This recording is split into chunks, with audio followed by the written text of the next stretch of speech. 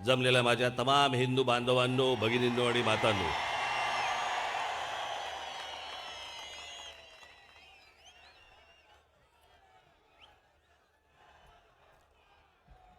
आज सर्वप्रथम आपणाला सर्वांना मी गुढीपाडव्याच्या मनपूर्वक शुभेच्छा देतो.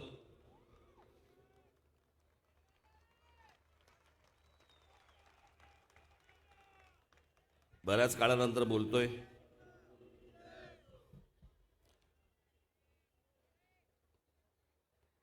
अनेकांनी मला विचारलं काल आणि आज एवढे मोठे स्क्रीन कशासाठी लावलेत. तो म्हटलं भाषण संपल्यावरती पठाण दाखवणार आहेत.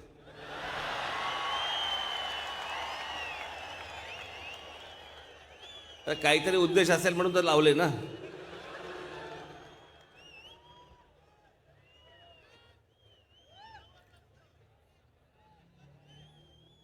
पण आज शिवतीर्थाचा कोपरा इथे भरलेला मला दिसतो आहे.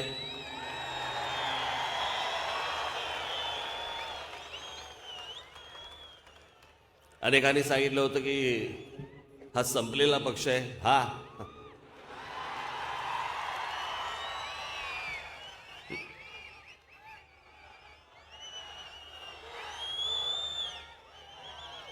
जे बोलले त्यांची अवस्था काय.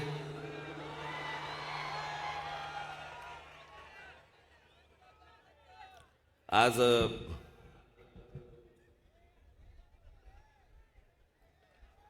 महाराष्ट्राची एकूण गेल्या वर्ष 2 वर्षामधली आपण स्थिती पाहतोय, राजकीय स्थिती पाहतोय. गेल्या काही दिवसांमध्ये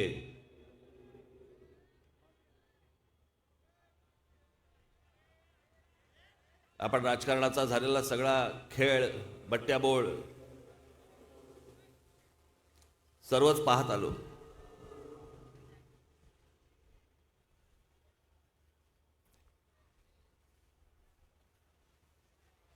पण हे सगळं राजकारण पाहत असताना मला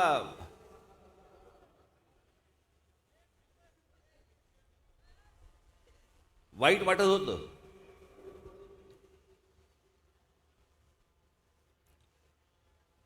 पण ज्यावेळेला शिवसेना आणि धनुष्यबाण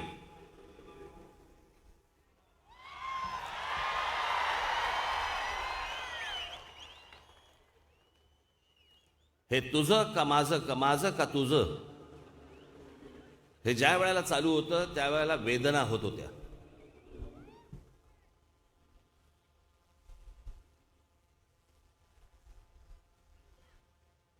जितकी वर्ष लहानपणापासून तो पक्ष पाहत आलो,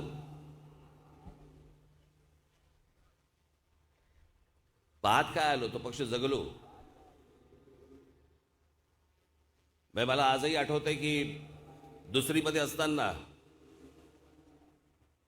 माझ्या शर्टावरती इथे खिशावरती तो वाघ असायचा.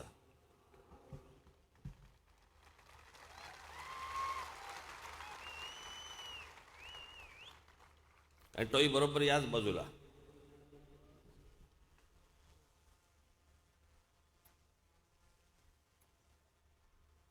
राजकारण लहानपणापासून पाहत आलो, अनुभवत आलो माननीय बाळासाहेबांबरोबर.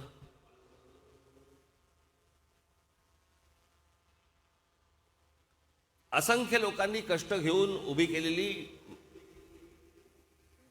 अनेक लोकांच्या घामातून आणि रक्तातून उभे राहिलेला तो पक्ष, ती संघटना,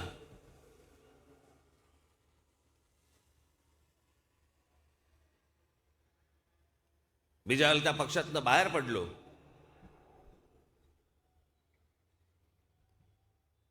आणि बाहेर पडल्यानंतर मी इथे माझं ज्यावेळेला भाषण झालं होतं त्या भाषणामध्ये मी असं म्हटलं होतं की माझा वाद हा माझ्या विठ्ठलाशी नाहीये, तर त्याच्या आजूबाजूच्या बडव्यांशी आहे.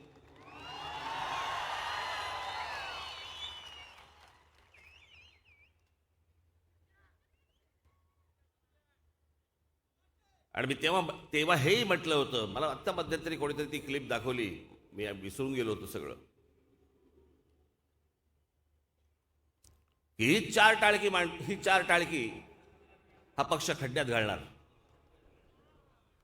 आणि खड्ड्यात घातल्यानंतर त्या गोष्टीचा वाटेकरी माझी व्हायची इच्छा नाही, म्हणून मी बाहेर पडत आहे.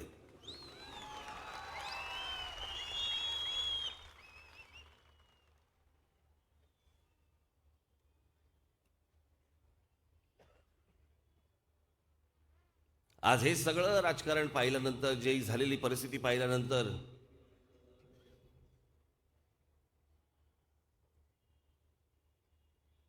जसं असतं ना त्या तुमच्या टेलिव्हिजन सिरीज असतात, त्याचे एपिसोड्स असतात आणि पुढचा एपिसोड तुम्ही लावला की त्याला एक रिकॅप येतो. रिकॅप म्हणजे अगोदरच्या एपिसोडमध्ये काय झालंय हे पहिलं तुम्हाला सांगतात आणि मग तुम्ही पुढच्या एपिसोडला जाता.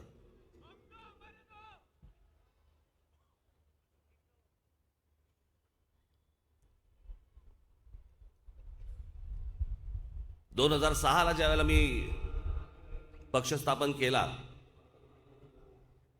याच शिवतीर्थावरती इथे केला, पण त्या संपूर्ण भाषणामध्ये काय झालं, कशामुळे झालं, तो सगळा चिखल मला करायचा नव्हता. आजही नाही करायचंय मला.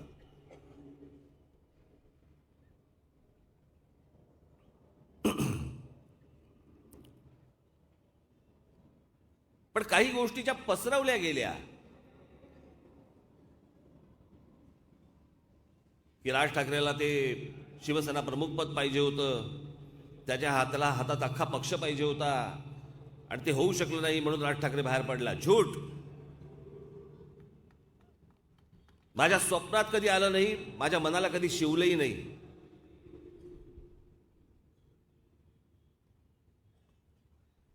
कारण तो नुसता धनुष्यबाण नव्हता, ते शिवधनुष्य होतं आणि मला माहिती होतं की बाळासाहेब सोडून ते कोणालाही पेलणार नाही, होणार नाही, झेपणार नाही.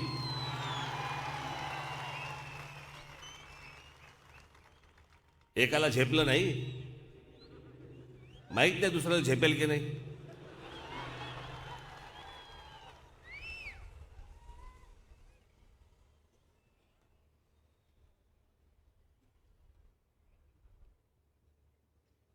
पण मला असं वाटतं काही गोष्टी मला तुमच्याशी बोलाव्याशा वाटल्या.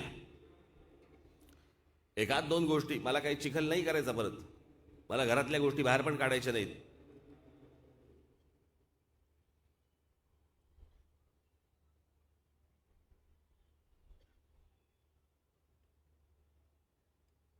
आणि त्यांच्या बाजूच्या लोकांनाही बाकीच्या लोकांना सांगून ठेवतो आत्ताच, माझं बोलणं झाल्यावरती उद्या तोंड उचकटू नका.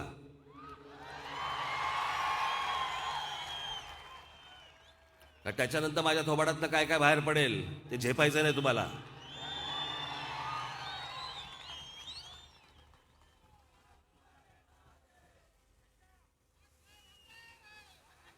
मला फक्त तुम्हाला एक दोन घटना फक्त तुम्हाला सांगायच्या होत्या, म्हणजे त्या घटनांवरनं तुम्हाला अंदाज येईल. कारण सगळ्यांना काय वाटतं,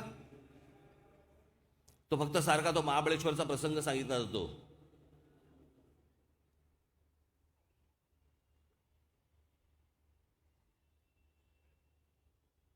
त्याच्या अगोदर काय काय गोष्टी घडल्या ह्या मला असं वाटतं तुम्हाला सांगणं गरजेचं आहे. का सांगतोय मी तुम्हाला, म्हणजे तुम्हाला आत्ताची परिस्थिती का ओढवली गेली आहे हे तुम्हाला समजेल.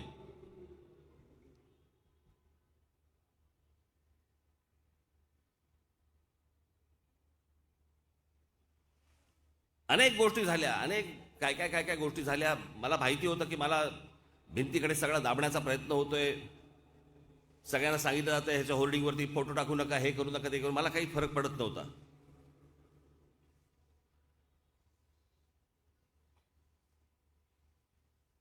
मी एके दिवशी उद्धवकडे गेलो आणि त्याला सांगितलं, म्हटलं गाडीत बस, आपल्याला बाहेर जायचंय. कुठे जायचंय म्हटलं, चल. इथून निघालो आम्ही आणि हॉटेल ओबेरॉयला गेलो. आता काय त्याचं नाव काय जे असेल ते, मी समोर बसवलं त्याला.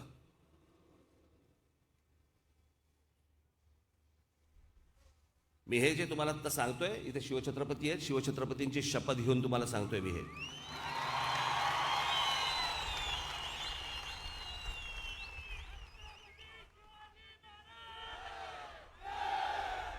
मी बसवलं समोर आणि त्याला विचारलं, म्हटलं बोल तुला काय हवंय.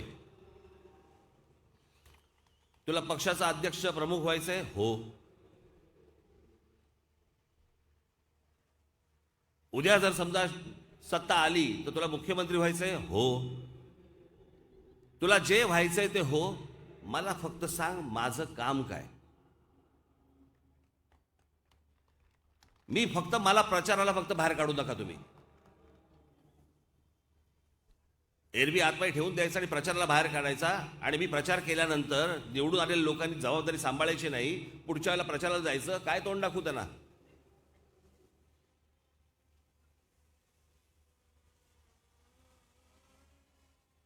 मला बोलला नाही, मला काही नाही, मला काही प्रॉब्लेम नाही. मी म्हटलं ठरलं मग? तो बोला ठरलं. म्हटलं बघा आता नक्की ना? नक्की. आम्ही घरी आलो. माननीय बाळासाहेब झोपले होते. मी उठवलं त्यांना सांगितलं, म्हटलं सगळा प्रॉब्लेम मी आज सॉल्व्ह केला. मला बोलले काय झालं? मी म्हटलं मी उद्धवशी बोललो, म्हटलं ह्या सगळ्या गोष्टी झाल्या. मला बोलले खरंच झाल्या? म्हटलं खरंच झाल्या. सगळं आता मिटलं. मला अशी मिठी मारली, मला म्हणाले उद्धवला बोलव. मी कोणतरी बाहेर ते म्हात्रे का कोणते होते त्यांना मी सांगितलं, म्हटलं अरे उद्धवला बोलवले सांग, म्हटलं बाळासाहेबांनी बोलवलंय. हा येत आहेत. 5 मिनिटांनंतर बाळासाहेब अधीर झाले होते. म्हणे कुठे गेले? कुठे आहे उद्धव? बोलव त्याला लगेच. मी परत बाहेर गेलो. मला सांगितलं हे बाहेर निघून गेले.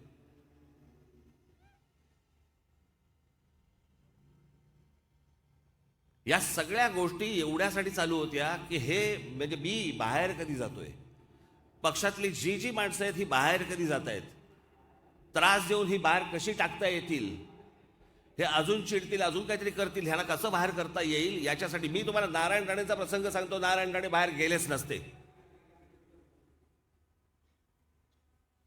जेव्हा नारायण राणेचं हे सगळं ठरल्यावरती मी नारायणरावांना फोन केला. म्हटलं नारायणराव काय करताय? म्हटलं मी साहेबांशी बोलतो. म्हटलं जाऊ नका.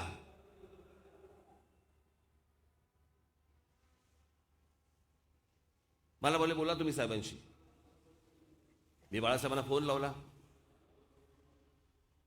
मी त्यांना सांगितलं, म्हटलं त्यांची इच्छा नाहीये, म्हटलं पण म्हटलं जाऊन देऊ नको. म्हटलं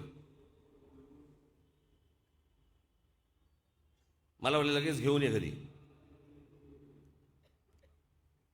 मी म्हटलं नक्की ना? मला बोलले घेऊन ये घरी. फोन ठेवला. मी नारायणरावांना फोन लावला. म्हटलं आत्ताच्या आत्ता इकडे या, आपल्याला साहेबांकडे जायचंय. मला बोलले निघालोच. ते तिथून निघाले. मला परत 5 मिनिटात फोन आला म्हणजे बाळासाहेबांचा. अरे त्यांना नको बोलवूस. मला कोणतरी बागेत बोलतोय असं दिसत होतं, ऐकू येत होतं. मला म्हणाले की त्यांना नको बोलूस. काही नाही, मला फोन करून त्यांना सांगायला लागलं येऊ नका.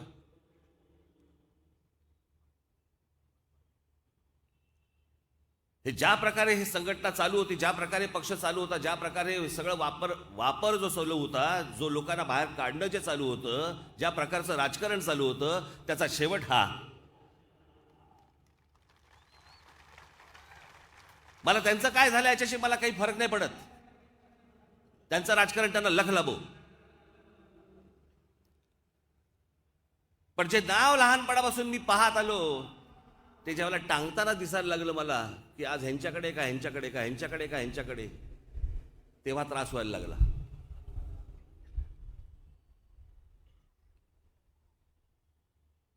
मी ज्यावेळेला बाहेर पडलो शिवसेनेत तर माझ्या मनात विश्वास ठेवा माझ्यावरती, माझ्या मनात पण नव्हतं मी पक्ष काढेन. बाळासाहेबांसमोर पक्ष काढायचा? कोण साथ देणार, कोण येणार बरोबर, काही माहित नाही.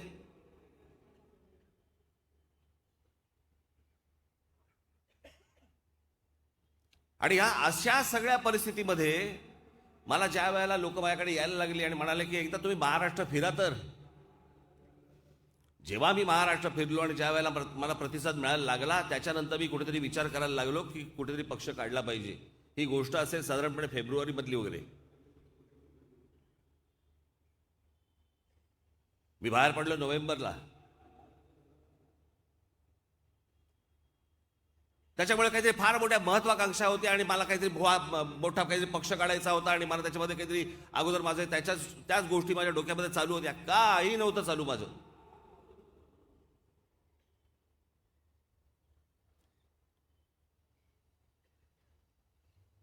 मला आज जी परिस्थिती झाली आहे ना, त्या परिस्थिती समोर मला तुम्हाला हे सांगणं आवश्यक होतं की काय काय गोष्टी झाल्या. अनेक गोष्टी झाल्या.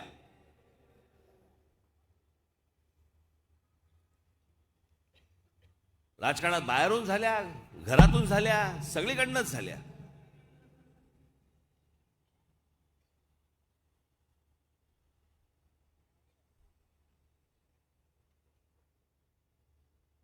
आणि आज हे सगळं राजकारण जे चालू आहे ना, आज मान्य बाळासाहेब असते तर ही गोष्ट ह्याची गेले 2 वर्षाची गोष्ट चालू आहे, 2.5 वर्षाची गोष्ट चालू आहे, होऊ दिली असती का?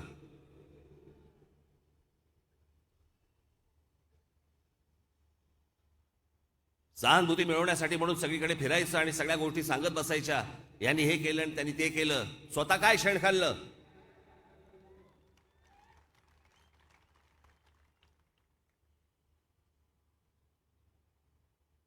काय असतं, स्मरणशक्ती असते ना, ती जरा कमी असल्यामुळे मागच्या झालेल्या गोष्टी आहेत आपण पटकन विसरतो. मला तुम्हाला परत सांगायच्या. आठवून बघा ती 2.5 वर्षापूर्वीची गोष्ट. शिवसेना आणि भारतीय जनता पक्षाने एकत्र निवडणूक लढवली आणि एकत्र निवडणूक लढवल्यानंतर मला असं वाटतं महाराष्ट्रातल्या मतदारांनी या गोष्टींचा विचार करणं गरजेचं आहे. तुम्ही विचार केला पाहिजे या गोष्टींचा. सगळीकडनं एक कॅम्पेन करायचं की मतदारांनी आपापली जबाबदारी पार पाडली पाहिजे. मतदानाचा अधिकार तुम्ही निभावला पाहिजे. तुम्ही मतदान केलं पाहिजे. आणि उन्हातानामध्ये उभं राहिल्यानंतर, रांगेमध्ये उभं राहून मतदान केल्यानंतर हे ह्यांचा खेळ खेळत बसणार.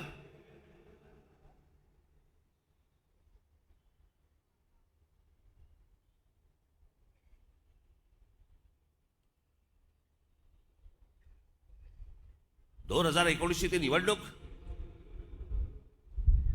निवडणूक संपली, आकडेवारी आली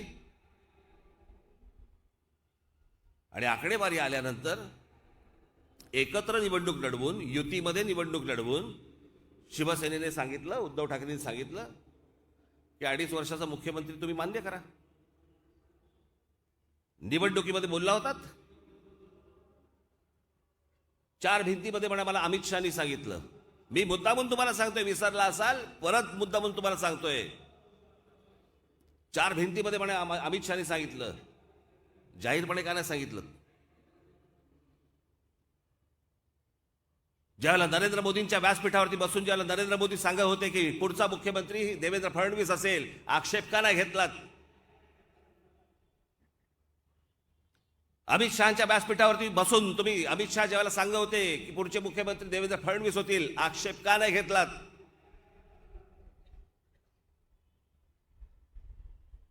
ज्या वेळेला तुमच्या लक्षात आलं की आपल्याशिवाय सरकार यांचं बसू शकत नाही, त्यावेळेला तुम्ही या गोष्टींची सुरुवात केलीत की 2.5 वर्षाचं मुख्यमंत्रीपद द्या, नाही तर आम्ही तुमच्याबरोबर येणार नाही. मग ज्या लोकांनी आता ह्या तुम्हाला युती म्हणून मतदान केलं त्यांचं काय? त्याच्यानंतर तुम्ही सगळे खेळ खेळणार.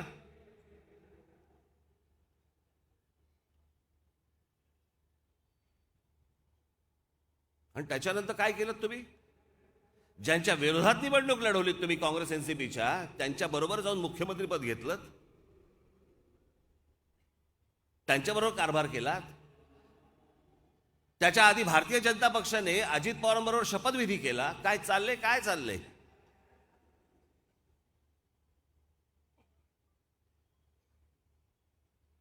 सकाळी पहाटेचा शपथविधी करायचा अजित पवारांबरोबर, मग तिथून काकाने डोळे वटारले, मग ते फिसकटलं प्रकरण, प्रेम प्रकरण. मग दुसरीकडे काहीतरी चालू होतं, एक फूल दो काटे. मग ते सगळं जमलं. ही जी सगळी थेरं चालू आहेत, ही थेरं यांना करण्यासाठी म्हणून, त्याच्यासाठी म्हणून मतदान करता तुम्ही. आणि मग गेल्या गुढीपाडव्याच्या सभेमध्ये मी ज्या गोष्टी बोललो त्याच्यानंतर एप्रिलमध्ये बोललो, जूनमध्ये झाला सगळा तमाशा.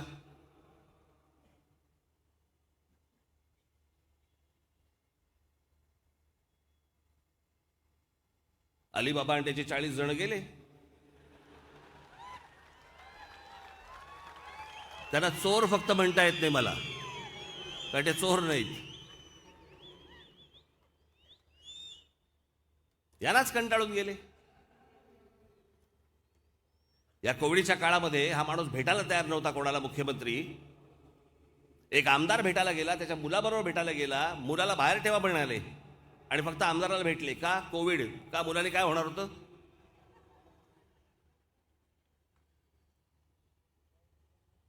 कोणालाही भेटत नव्हते, आता अचानक बाहेर पडायला लागले.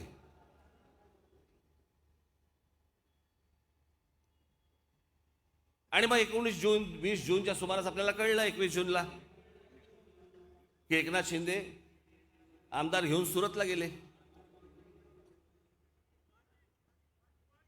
ते पुढे गुवाहाटी पुढे पहिले सुरतला गेले. मला आजपर्यंत एवढंच माहिती होतं की महाराज तिथून लूट करून महाराष्ट्रात आले, सुरतवरून. महाराष्ट्रातून लूट करून सुरतला गेलेले हे पहिलेच.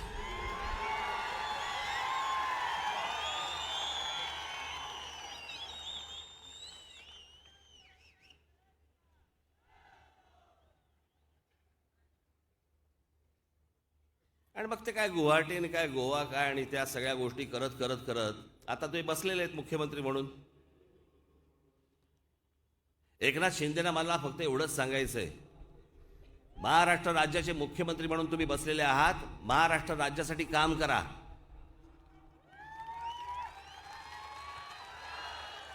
उद्धव ठाकरे जिकडे सभा घेत आहेत त्याच्या मागून जाऊन सभा घेत बसू नका.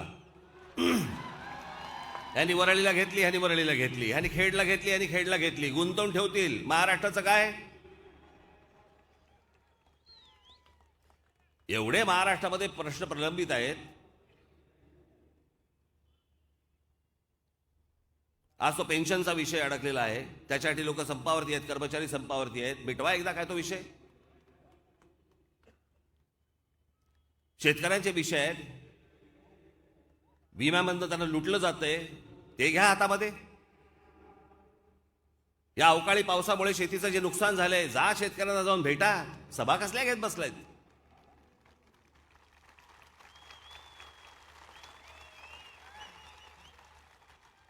किती प्रश्न पडलेले आहेत.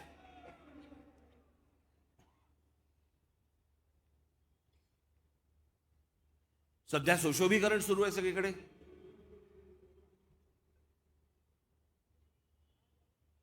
जेवढे दिव्याचे पोल्स आहेत त्यांना लाईट लावलेत. संध्याकाळी मुंबई बघताना मुंबई आहे का डान्स बार आहे तेच कळत नाही.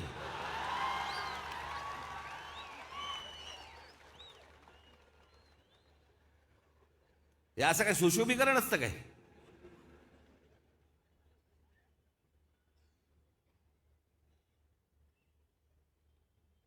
परवा दिवशी इथे या, इथेच कुठेतरी इथे 2 सिंह आहेत, त्यांच्या मागून लाल लाईट लावले होते. चला म्हटलं मुळव्यात झाली की काय ना. हे काय लाइटिंग लावायची पद्धत आहे का? लाईट लावायची पद्धत आहे? जगामध्ये जेव्हा तुम्ही फिरता, जगामध्ये जेव्हा जाता, त्यावेळेला बघा कशी स्वच्छ सुंदर चांगली शहरं असतात, दिवे नाही लावत.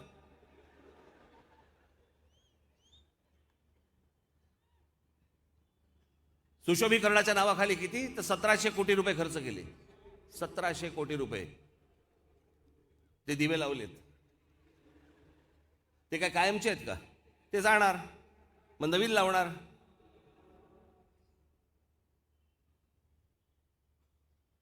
अहो आपण कोण आहोत? आपण महाराष्ट्राचे नागरिक आहोत. या महाराष्ट्राचे, मी काल म्हटलं ना, ज्या महाराष्ट्राने देशाचं प्रबोधन केलं त्या महाराष्ट्राचं प्रबोधन करायची वेळ आली आज.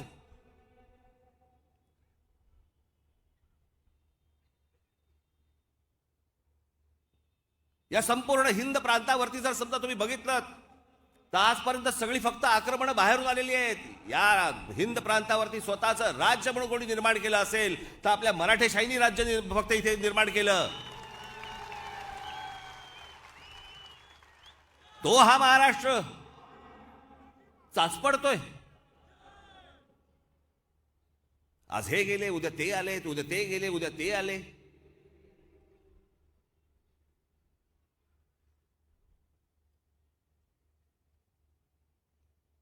कशा प्रकारचं राजकारण महाराष्ट्राने आजपर्यंत पाहिलं आणि कशा प्रकारचं राजकारण आज बघतोय महाराष्ट्र.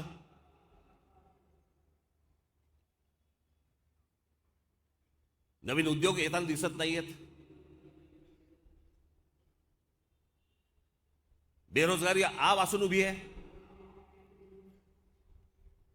शेतकरी असतील, महिला असतील, विद्यार्थी असतील, ते सरकारकडे बघतायत. सरकार कोणाकडे बघतंय? कोर्टाकडे बघतंय. आमचं काय होणार? आमचा निर्णय कधी लागतोय? असं कोर्टावरती अवलंबून असलेलं सरकार मी आजपर्यंत पाहिलेलं नाही.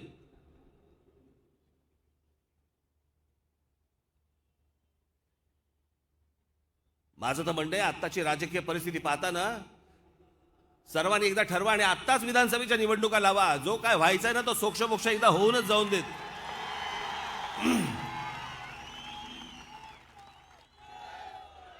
जो काय चिखल केलाय ना तो नाही नागरिकांनी तुमच्या तोंडात घातला बघा.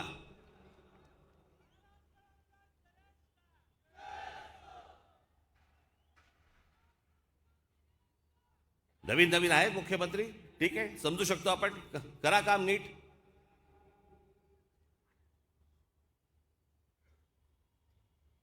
एवढ्या गोष्टी आहेत.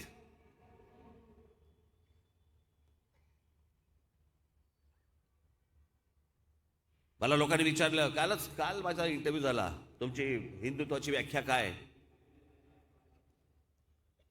हिंदू म्हणून तुम्ही कोणाला बघता? आजचा हिंदू नववर्ष.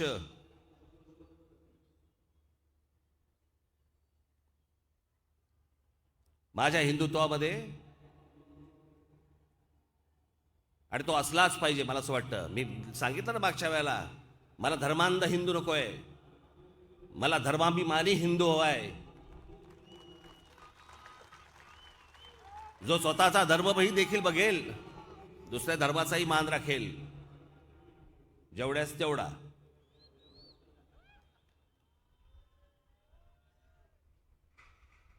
पण मला माणसं पाहिजेत. मुस्लिम धर्मामधली देखील माणसं पाहिजेत, कोणासारखी पाहिजेत. मला जावेद अख्तरांसारखी माणसं पाहिजेत. या देशातल्या आजपर्यंत कुठच्याही नागरिकांनी आजपर्यंत पाकिस्तानामध्ये जाऊन पाकिस्तानला कधी खडे बोल सुनावले नाहीत. मी मुद्दामून तुम्हाला सांगतोय की द्वेषाने बघण्यासारखं काही नसतं समोर. पण जिथे कुरापती काढत असतील त्यांना त्याच पद्धतीचं उत्तर दिलं गेलं पाहिजे.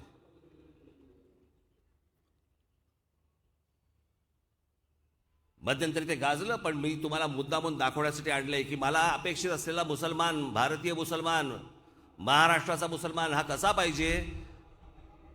पाकिस्तानला 2 शब्द सांगणारा, त्यांना सुनावून येणारा आणि अशा प्रकारची हिम्मत दाखवणारा मला मुसलमान पाहिजे. जावेद अख्तरांसारखा लावतो. जो बातें, जो आदमी कुछ नहीं जानता. मेहदी हसन आए, निहायत पॉपुलर हुए थे वहाँ. नूरजहां बड़ी उनकी एहतराम जब आई थी. आप सोच नहीं सकते किस तरह का फंक्शन उनका हुआ था. उसकी कमेंट्री शबाना ने दी थी, लिखी मैंने थी. और वो पूरा जिस तरह से हॉल ने उन्हें रिसीव किया, लता मंगेशकर, आशा भोसले, इस तरह की ग्रेट सिंगर्स, उन्होंने जो एहतराम दिया उन्हें, वो है. फैज़ साहब आए थे तो ऐसा लगता था किसी स्टेट का हेड आया हुआ है. आगे पीछे तो गाड़ियाँ चल रही होती थी, वो सायरन देती हुई, और जब आते थे तो गवर्नर हाउस में ठहरते थे. वहाँ का कोई टेलीविज़न नहीं था जिसने उन्हें कहा अब तो आपके यहाँ प्राइवेट चैनल आ गए हैं. पीटीवी पे तो कोई हिंदुस्तानी जा नहीं सकता था. कोई साहिर का, कभी कैफी का, कभी सरदार जाफरी का इंटरव्यू देखा आपने पीटीवी पे? हम आपको दिखाएंगे, हमारे यहाँ हुआ. तो ये जो बंदिश है कम्युनिकेशन पे और कहीं एक कोशिश है कि लोग एक दूसरे को जान ना सके। ये माफ़ कीजिएगा दोनों तरफ से, और शायद थोड़ी सी आपके यहाँ ज़्यादा है, अब कम हो रही है, मुझे खुशी है। तो ये मैं तकल्लुफ़ से काम नहीं लूँगा। हमने तो नुसरत के बड़े बड़े फंक्शन किए, मेहदी हसन के बड़े बड़े फंक्शन किए, आपके मुल्क में तो लता मंगेशकर का कोई फंक्शन नहीं हुआ।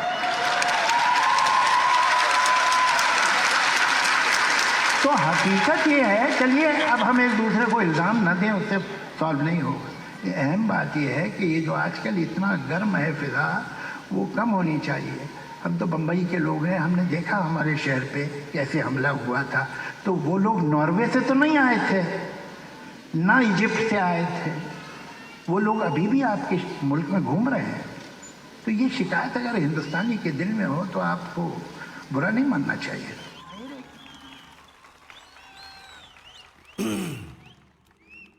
हे पाकिस्तानमध्ये जाऊन त्यांनी सांगितलंय, इथे बोलणारे आहेतच, पण तिथे त्यांच्या लोकांसमोर जाऊन त्यांना सांगायचं की आमच्या शहरामध्ये जो हल्ला झाला आम्ही नाही विसरणार तो. हे असं सांगणारे, असं बोलणारे जे आहेत ना, ही अशी माणसं मला हवी आहेत, अशी माणसं मला अपेक्षित आहेत.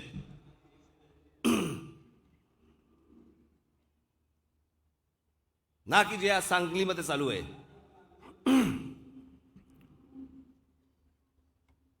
मला मध्यंतरी एक पत्र आलं, कुठे पत्र, कुठे आहे ते सचिन?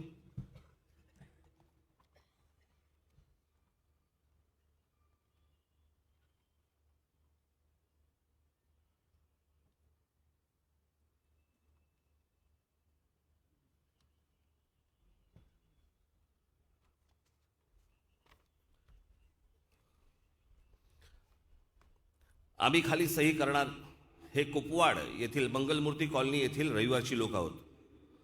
मंगलमूर्ती कॉलनी या परिसरातील बहुतांशी लोक हिंदू राहतात. सदरची कॉलनी ही का या गटामध्ये प्लॉट पाडून मंगलमूर्ती कॉलनी बसलेली आहे. सदर भागामध्ये काही क्षेत्र हे डीपी रस्ता म्हणून तर काही क्षेत्र हे प्रायमरी स्कूल व प्लेग्राऊंड म्हणून आरक्षित आहेत. असे असताना सदर कॉलनीमधील प्लॉट नंबर 16, 17 अ व 17 ब या प्लॉटवर सदरचे आरक्षण असलेले नवीन विकसन प्लॅनमध्ये नमूद आहे. असे असताना सदर मोकळी प्लॉट जागा 3 गुंठे क्षेत्राची असून पूर्वीपासून इथे खेळाचे मैदान असून सदर मंगलमूर्ती कॉलनीतील रहिवासी त्याचा वापर करीत होते. असे असताना सदर जागेबाबत काही खोटी, बनावट व बेकायदेशीर कागदपत्रे तयार करून अब्दुल अर्जाज, उमर मुल्ला, राजू शेख वगैरे लोकांनी सदर जागेवर येऊन जागेवरती हक्क सांगण्यास सुरुवात केली. त्यास परिसरातील नागरिकांनी विरोध केला असता परिसरामध्ये झुंडशाहीने दहशत माजविणे, लोकांना शिवीगाळ करणे, रात्री अपरात्री घराचे दरवाजे वाजविणे, घरावरती दगड टाकणे, स्पीकरवरून मोठमोठ्याने आरडाओरडा करणे, अशा प्रकारे त्रास व उपद्रव देण्यास सुरुवात केली. तसेच आजूबाजूच्या अन्य भागातील मुस्लिम समाजाच्या लोकांना एकत्र करून स्थानिक नागरिकांना धमक्या दिल्या गेल्या. त्याचप्रमाणे वेळोवेळी सदर गोष्टीस स्थानिक नागरिकांनी विरोध केला, परंतु पोलिसांनी योग्य ती दखल घेतली नाही. त्यातच सदर वर नमूद केलेल्या लोकांनी सदर जागेमध्ये मोठे पत्रे लावले असून काही बांधकामाच्या प्रयत्नात असल्याचा, तिथे मशीद बांधली जाते अनधिकृतपणे, आपल्या लोकांनी तक्रार करून देखील तिथे कोणतीही दखल घेतली जात नाही सांगलीमध्ये. त्याचे फक्त फोटो तुम्ही फक्त बघा. ही बातमी आली, सांगलीत 2 गटामध्ये मारामारी, मशिदीच्या दाव्यावर जखमी, 15 जणांवर गुन्हा. ही ते खेळाचं मैदान.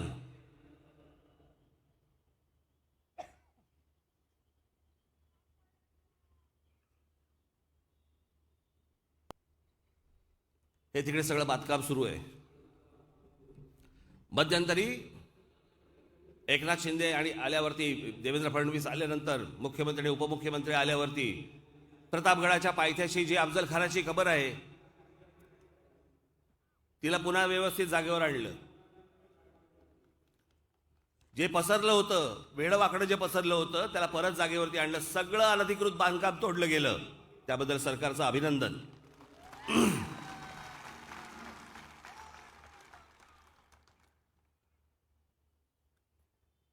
आज मुख्यमंत्रीजी, तुमच्याकडे शिवसेना नाव आलंय. तुमच्याकडे धनुष्यबाण आलाय. तुम्ही सांगताय की आमच्यामध्ये बाळासाहेबांचे विचार आहेत. मला तुम्हाला फक्त एवढंच सांगायचं आहे की गेल्या गुढीपाडव्याला आम्ही जे सांगितलं होतं की मशिदीवरचे भोंगे बंद करा,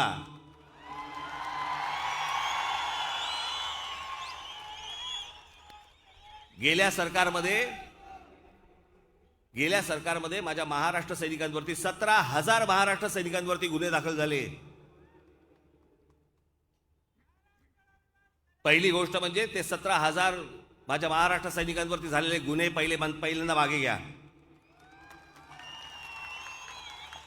आणि दुसरं, एक तर तुम्ही सांगा की लाऊडस्पीकर बंद करा, अन्यथा आमच्याकडे दुर्लक्ष करा.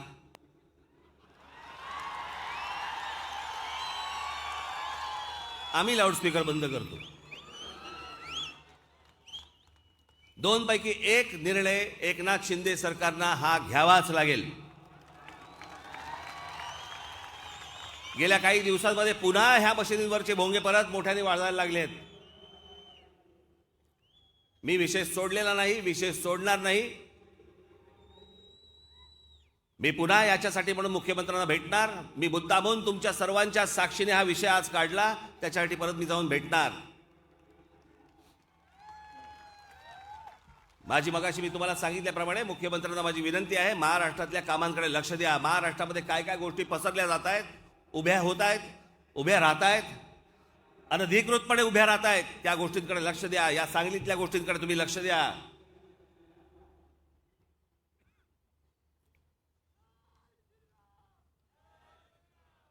आणि आता सगळ्यात महत्वाची गोष्ट,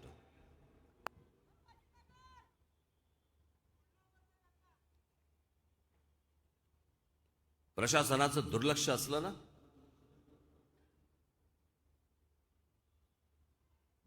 राज्यकर्त्यांचं जर दुर्लक्ष असलं, प्रशासनाचं दुर्लक्ष असलं तर काय घडू शकतं, काय काय गोष्टी होऊ शकतात.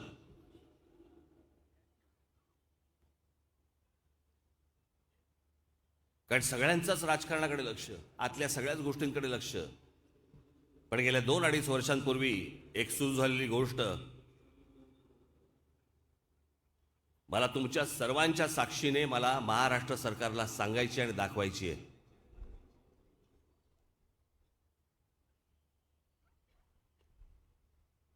मी मध्यंतरी असाच या भागामध्ये इथे कुठे एकाकडे गेलो होतो. समोर पाहिलं, म्हटलं काहीतरी समुद्रात मला गर्दी दिसली, रस्त्यामध्ये समुद्रात मला लोक दिसली. काय समजे ना. मग मी एकाला सांगितलं, म्हटलं जरा जरा बघ रे काय आहे ते.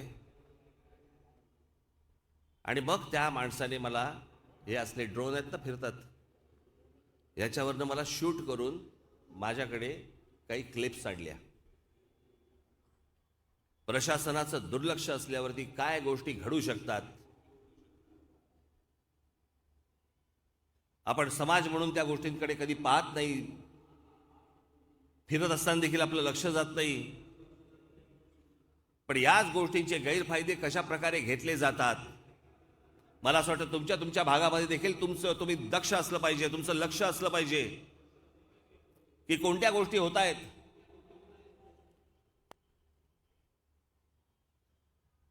आणि जो या देशाची घटना मानणारा जो मुसलमान आहे, त्या मुसलमानांना मला विचारायचं आहे की जे मी आता तुम्हाला दाखवणार आहे हे तुम्हाला मान्य आहे का.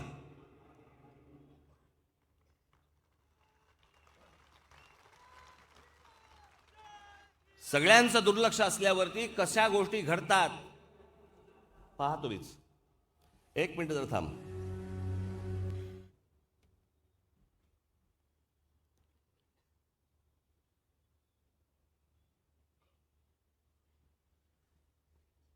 मी हे पाहण्याच्या अगोदर, दाखवण्याच्या अगोदर माझा एकनाथ शिंदे सरकारला, देवेंद्र फडणवीस ज्यांच्या हातामध्ये गृह खाता आहे, निवडणुका झालेल्या नसल्यामुळे मी नगरसेवकांना सांगू शकत नाही, परंतु मुंबई महानगरपालिकेचे आयुक्त इक्बाल चहल, मुंबई पोलीस दलाचे कमिशनर, मुंबई पोलीस खात्याचे कमिशनर विवेक फणसाळकर, माझी सगळ्यांनाच माझी विनंती आहे की ह्याच्यावरती जर समजा तुमची कारवाई होणार नसेल तर त्याच्यानंतर महिन्याभरानंतर काय होईल हे तुम्ही पाहिल्यावरती मी तुम्हाला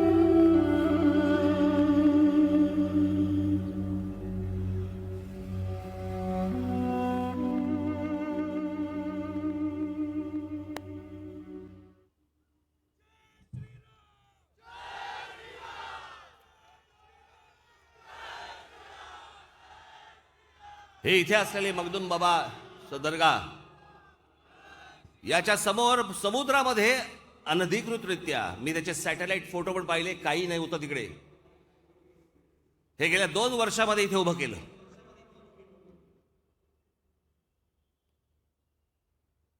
माहीम पोलीस स्टेशन तिकडे जवळ आहे, लक्ष नाही. महानगरपालिकेचे लोक फिरत असतात, पाहिलं नाही.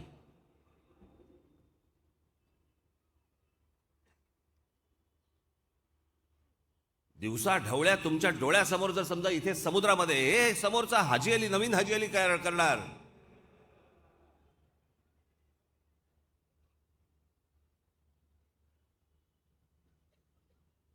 आता प्रशासनाला, मुख्यमंत्र्यांना, उपमुख्यमंत्र्यांना, पोलीस कमिशनर यांना, महानगरपालिकेच्या आयुक्तांना मी आजच सांगतो, महिन्याभराच्या आत जर कारवाई झाली नाही, हे जर तोडलं गेलं नाही, तर त्याच्या बाजूला सगळ्यात मोठं गणपतीचं मंदिर आम्ही उभं केल्याशिवाय इथे राहणार नाही. मग साला काय व्हायचं ते होऊन जाऊन देत.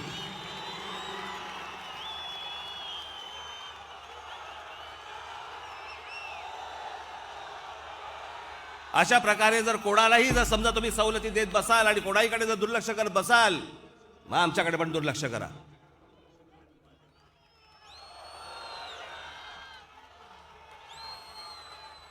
वाटेल ते फाजील चाळे चालू देणार नाही. मी तुम्हाला सांगतो ना हो, हे एकदा राज्य जर माझ्या हातामध्ये आलं ना, अख्खं राज्य सुतासारखं सरळ करून ठेवीन मी.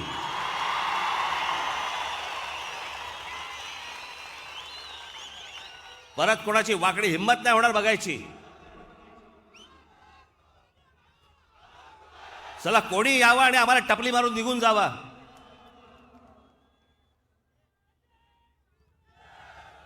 तुमच्या डोळ्यात देखत या सगळ्या गोष्टी घडतायत, इथे घडतायत, बाहेर घडतायत. आमचं लक्ष नाही, आम्ही राजकारणात गुंतलोय.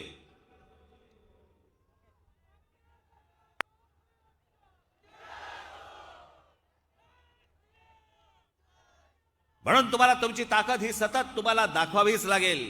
गरज नाही खरं तर, पण दाखवावी लागेल.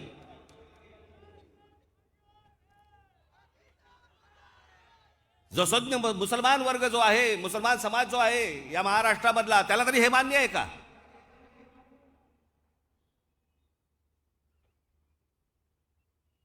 दिवसा ढवळ्या काही करायचं, तुम्ही कुठचीही अनधिकृत बांधकाम उभी करायची, कुठचा कसला दर्गा?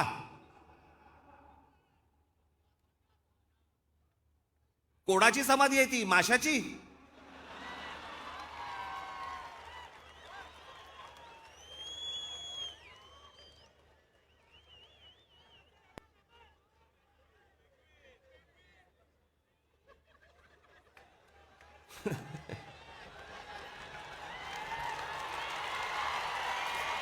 त्याने सांगितलं पेंग्विन.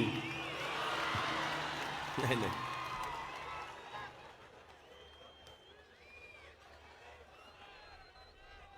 पण राज्यकर्ते ज्या वेळेला दुसऱ्या गोष्टींमध्ये गुंतलेले असतात ना, त्यावेळेला बाहेरचे लोक काय करू शकतात, काय करतात, एवढंच फक्त म्हणून मुद्दा म्हणून तुम्हाला दाखवलं. याच्यासाठी म्हणून तो हा स्क्रीन लावला होता.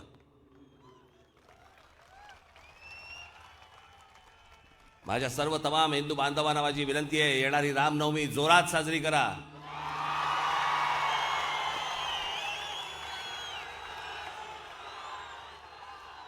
येत्या 6 जूनला आपल्या शिवछत्रपतींच्या राज्याभिषेकाला 350 वर्ष पूर्ण होत आहेत.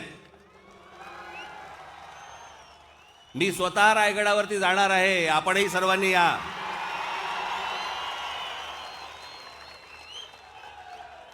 माझी आज या गुढीपाडव्याच्या दिवशी फक्त आपल्या सर्वांना, माझ्या तमाम हिंदू बांधवांना माझी विनंती आहे, दक्ष राहा, बेसावध राहू नका. आजूबाजूला काय घडतंय, कोणत्या कोणत्या गोष्टी घडतायत, याच्यावरती पाळत ठेवा. आज जर बेसावध राहिलात ना, पायाखालची जमीन कधी सरकून निघून जाईल ना, तुम्हाला कळणार पण देखील नाही. आणि म्हणून तुम्हाला फक्त आज या गुढीपाडव्याच्या दिवशी मी तुम्हाला सर्वांना मनापासून तुम्हाला सर्वांना शुभेच्छा देतो. आणि फक्त सर्वांनी आपण दक्ष राहावं, शासनावरती अंकुश ठेवावा, एवढंच आज आपल्याला सर्वांना सांगेन. मध्ये मध्ये भेटत राहूच आपण. एप्रिलमध्ये माझ्या ज्या उरलेल्या कोकणामधल्या ज्या 2 सभा होत्या, मी नाही त्यांच्या मागे जाते, पण मी त्याच्या आधी ज्या सांगितल्या होत्या मी कोकणामधल्या सभा घेणार आहे, त्या एप्रिलमध्ये मी तिथे सभेसाठी मी येईन. त्यावेळेला बाकीच्या इतर सविस्तर गोष्टी बोलूच.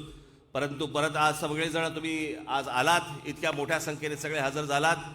आज तुमच्या सगळ्यांचे मी आभार मानतो. माझी खास करून इथे असलेल्या लोकांना विनंती आहे, महिलांना जाताना आपण व्यवस्थित वाट करून द्यावी, त्या व्यवस्थित जातील याकडे आपण सर्वांनी लक्ष द्यावं.